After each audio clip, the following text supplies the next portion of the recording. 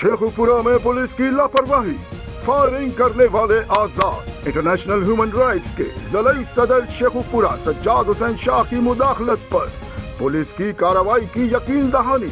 इस हवाले से तफसीलात जानते हैं हम अपने नुमाइंदे मुबश्शिर अली से। जी मुबश्शिर, हमें तफसीलात से आगाह कीजिएगा। RM की मुदाखलत पर पुलिस का 3 रोज में कार्रवाई करने का वादा। International human rights movement IHRM के ज़िले सदर शेखुपुरा सज्जाद हुसैन शाह ने कहा है कि पुलिस की गफलत और नाइंसाफ़ी के बायस एक संगीन फायरिंग के मुकदमे के बावजूद मुल्ज़मान के खिलाफ मौसर कार्रवाई नहीं की गई। मुतासरा ख़ानदान ने इल्ज़ाम लगाया है कि फायरिंग के बाद उन्हें मुसलसल धमकियां दी जा रही हैं, लेकिन पुलिस अब तक कोई कदम नहीं उठा रही।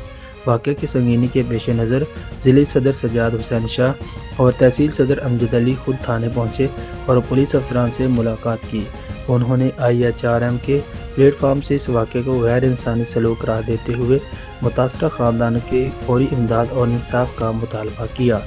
इंसानी हकूक़ रहनुमाओं के मुदाखलत पर पुलिस ने यकीन दहानी करवाई कि 3 दिन के अंदर तमाम मुल्ज़मान को गिरफ्तार कर लिया जाएगा और मुतासरा ख़ानदान को मुकम्मल कानूनी तहफ़्फ़ुज़ फराहम किया जाएगा।